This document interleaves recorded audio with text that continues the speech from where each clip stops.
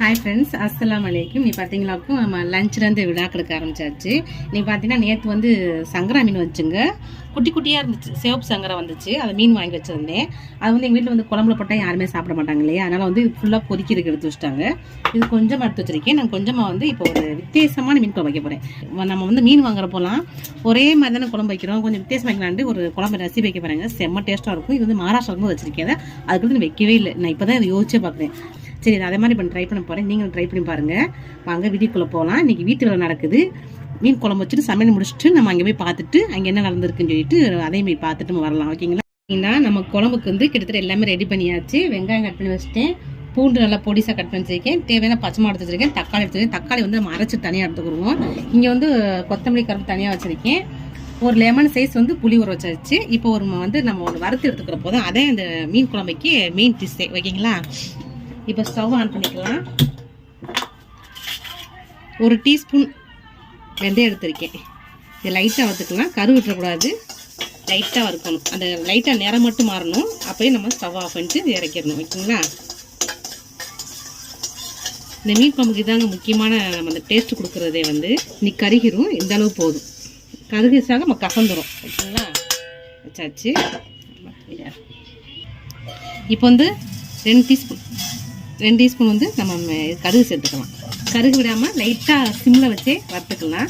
அது லைட்டாக வெடிப்பு வரும். அப்போ போது ஆஃப் பண்ணிக்கலாம். நம்ம கடுகு வந்து இந்த பொரிய ஆரம்பிச்சு பாருங்கள். இதையும் ஒரு சைடாக எடுத்து வச்சுக்கலாம். கருச்சா கசந்துடும். இப்போ லாஸ்ட்டாக வந்து இப்போ 3 டீஸ்பூன் தகுந்த நம்ம ஜீரகம் சேர்த்துக்கலாம். எனக்கு ஜீரகம் காலி ஆயிடுச்சு. வேறு பாக்கெட்டை தான் ஓப்பன் பண்ணணும்.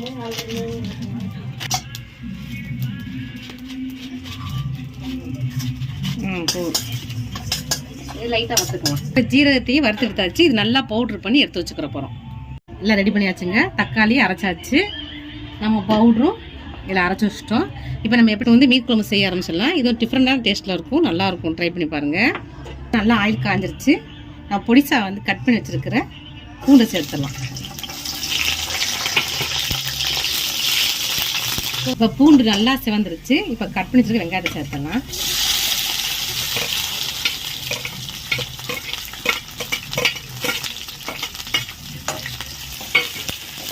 வெங்காயம் நல்லா வதங்கட்டும். இப்போ வெங்காயம் வந்து நல்லா வதங்கிடுச்சு. இப்போ அரைச்சி வச்சுருக்க தக்காளி வந்து ஒரு 3 தக்காளி அரைச்சி வச்சுருக்கேன். அதை சேர்த்துட போகிறேன். சேர்த்து நல்லா பச்சை வாசமாக போகிற வரைக்கும் நல்லா வதக்கிடலாம். நம்ம லைட்டாக எண்ணெய் பிரிஞ்சு வரும். அது திரும்பி வதக்கணும். இப்போ தக்காளி ஊற்றி நம்ம ஆயிலே வேக வச்சுருந்தா பாருங்கள், எண்ணெயெல்லாம் பிரிஞ்சு வச்சு இந்த அளவு நல்லா வெந்தால் போதும். நம்ம காரத்துக்கு ஏற்ற அளவு மிளகாத்தூள் சேர்த்துக்கலாம். நம்ம காரமாக தான் பிடிக்கும் மீன் குழம்பு வந்து. கொஞ்சம் மஞ்சத்தூள் மிக்ஸ் ஆகிட்டு இப்போ நம்ம புளி கரைச்சி இல்லைங்களா, தண்ணி ஊற்றிட போகிறோம். அது நம்ம எவ்வளோ தேவையோ அது தக்கன நம்ம ஊற்றிக்கிற வேண்டியதான். இப்போ ஊற்றி நல்லா பச்சை வாசம் போகிற வரைக்கும் நம்ம கொதிக்க விட்டுறணும். மீன் குழம்புக்கு நான் கொஞ்சமாக தான் வைக்கிறேன். அப்புறம் டேஸ்ட் நல்லாயிருக்கும். வைக்கிறேன், கடாயில் வைக்கிறேன்.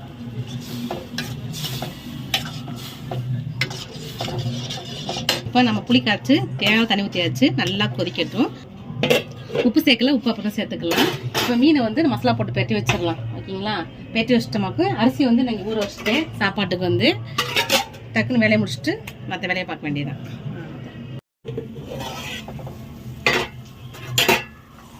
இப்போ நல்லா கொதிச்சுக்கிட்டு இருக்கு. தனியாத்தூள் வந்து இதுக்கு ஒரு டேபிள் ஸ்பூன் தக்கலாம் சேர்த்துக்கலாம். ஓகே, சேர்த்து நல்லா கொதிக்க விட்டுருலாம். இது கூட வந்து அப்படியே பச்சை மிளகாய் சேர்த்துடலாம்.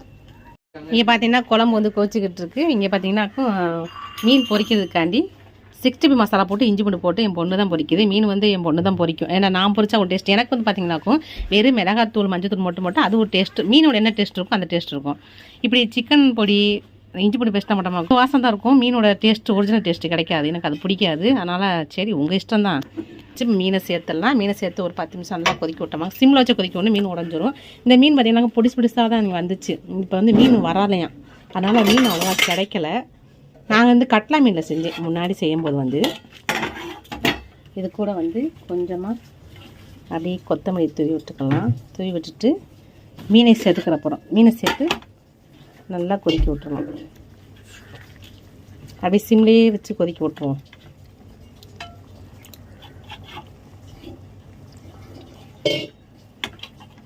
கொஞ்சமாக தான் குழம்பு வச்சு பார்க்குறதுக்கு அழகாக சிரிக்குது குழம்பு, சிரிக்குது. இந்த வார்த்தை வந்து என் ஹஸ்பண்ட் ஒய்யாமல் சொல்லுவாங்க.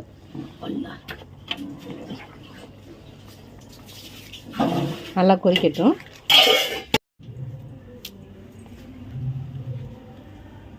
இது தலை அரைக்கிறேன் வசிமுக்கு. ஏன்னா நாம் அந்த ஊரில் குளித்ததுக்கு தண்ணி பேன் கொடுத்துருச்சுங்க.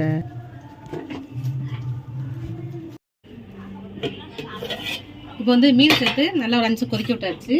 இப்போ லாஸ்ட்டாக பார்த்தீங்கன்னா நம்ம அரைச்சி வச்சிருக்க பொடி பார்த்தீங்கன்னா இது தாங்க மெயின். இது வந்து 1 டீஸ்பூன் தக்கன சேர்த்துக்கலாம். சேர்த்து ரொம்ப கொதிக்க தேவையில்ல, லைட்டாக கொதிச்சாலே போதும். அவ்வளோதான். அப்படியே நம்ம லைட்டாக கொதிக்க வச்சுட்டு ஸ்டவ் ஆஃப் பண்ணிட வேண்டியது. தயிரில் பார்த்தீங்கன்னாக்கும் நம்ம தாளித்து வந்து வெறும் கருவேப்பிலையை வந்து ஆயிலில் போட்டு பொரித்து நம்ம மீன் குழம்பு சேர்த்துட போகிறோம். இப்போ வந்து நல்லா ஆயில் காஞ்சிருச்சு. நம்ம வந்து கருவேப்பிலையை வந்து சேர்த்தலாம். வசி தெரிச்சு ஓடுறாங்க. வசிமா வந்து வீடியோக்கு சொன்னோன்னா ஒரே ஓட்டம். நல்லா பொரிச்சுக்கலாம். பொரிச்சிட்டு நம்ம அதை சேர்த்துட போகிறோம். சேர்த்துட்டு அமைச்சு வச்சிடலாம். அவ்வளோதான் முடிஞ்சிச்சு. சைடு சாப்பாடு வச்சிட வேண்டியதான். அப்படி வந்து சேர்த்துடலாம். ஸ்டவ் ஆஃப் பண்ணிடலாம்.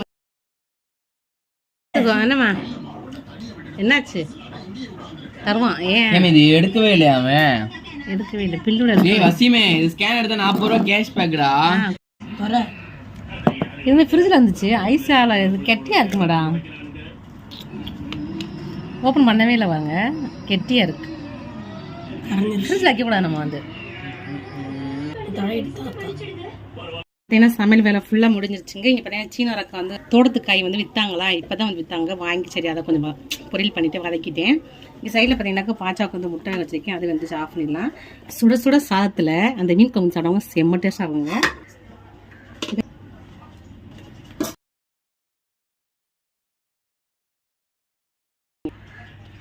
குழம்பு சரி இப்போ சாப்பிட போகிறோம். வா டேஸ்ட் பார்த்தோங்க. வா இப்போ பார்த்தீங்கன்னா நல்லா தூங்கியாச்சுங்க. சாப்பிட்டு தூங்கிட்டு இப்போ தான் எந்திரிச்சு குடிச்சிட்டு இப்போ வீட்டு வேலை இங்கே போயிட்டு வரணும். வீட்டுக்கு போகணும். என்ன வேலை பார்த்துருக்கான்னு தெரில. வாங்க குடிச்சிட்டு அப்படியே புது வீட்டுக்கு போயிட்டு வந்துடலாம்.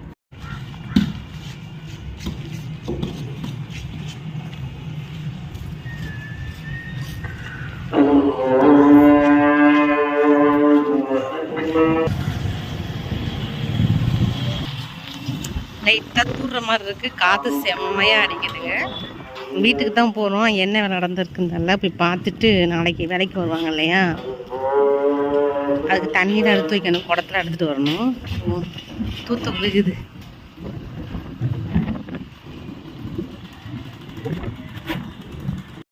வந்தாச்சு.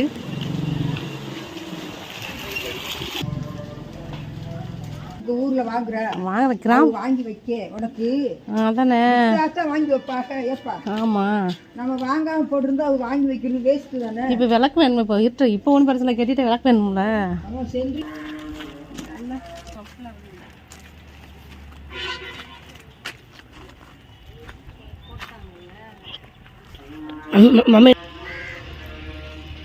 போட்டா முன்னாடி இருக்கா பார்த்தீங்கன்னா பெல்ட்லாம் போட்டாங்க. பெல்ட்டுக்கு வந்து இது அடைச்சிருக்காங்க. நம்ம ரூம் ஹால்லாம் பார்க்க வந்திருக்கு. நம்ம வீடு வந்து பார்த்தீங்கன்னாக்கும் ஒரு ஐடியா இல்லாமல் இருக்குது. ஃபுல்லாக கெட்டினா தான் நம்ம வீடு எப்படி இருக்குன்னு தெரியும். ஓகேங்களா? நம்ம இனிமேல் தான் பார்க்கணும். அதனால தான் நான் வீட்டோடைய அப்டேட் வந்து நான் சரியாக சொன்னாலும் உங்களுக்கு புரியவும் செய்யாது. இங்கே பாருங்க கொத்தனார் கரண்டிலாம் கிடக்கு. எப்போ வந்துச்சுன்னு தெரில. கரண்டி கிடக்கு, இங்கே மண் கிடக்கு. வேலை பார்த்த பொருள்லாம் அப்படி அப்படியே போட்டு போயிருக்காங்க. இது நம்ம ஹால், நம்ம வீட்டு ஹால். நிலம் வச்சா காட்டியா? நிலம் வந்து எப்போ வச்சோம் கேட்டிங்கன்னாக்கோ நான் அதை வீடியோ எடுக்கவே இல்லை. நம்ம மகாராஷ்டிரா போனோம் பார்த்தீங்களா, அதுக்கு முன்னாடி நிலம் வச்சுட்டோம். நிலம் வச்சாச்சு. இப்போ பார்த்தீங்கன்னா இப்போ இங்கேருந்து வீட்டை பார்க்கலாம். கேட்டாங்க 2 ரூமுக்கும் இதில் நான் ஊடால தான் நமக்கு அட்டாச் பாத்ரூம் கட்டிடுவாங்க. இது ஒரு ரூம்பு. இது பார்த்தீங்கன்னா ஹால். ஒரே லென்த்தாக போகும் ஹால் வந்து. இதுவும் இதுவும் வந்து நம்ம ஹாலோட சேர்ந்துடும். ஹால் மேலே கொடுத்து படிக்கட்டு அப்படின்னு பண்ணுற மாதிரி வச்சுருக்கு. இன்ஷால்லா பார்க்கலாம். சொன்னால் புரியாது, நம்ம வீடு ரெடி ஆனால் தான் நமக்கு தெரியும் கரெக்டாக. நம்ம அடுப்புக்கு வந்து ப்ளக் வந்து இந்த சைடு வச்சுட்டாங்க. ஆனால் இது நீ அடுத்து வரும்போது அவங்க வந்து இங்கே சைடுக்கே சொல்லணும்.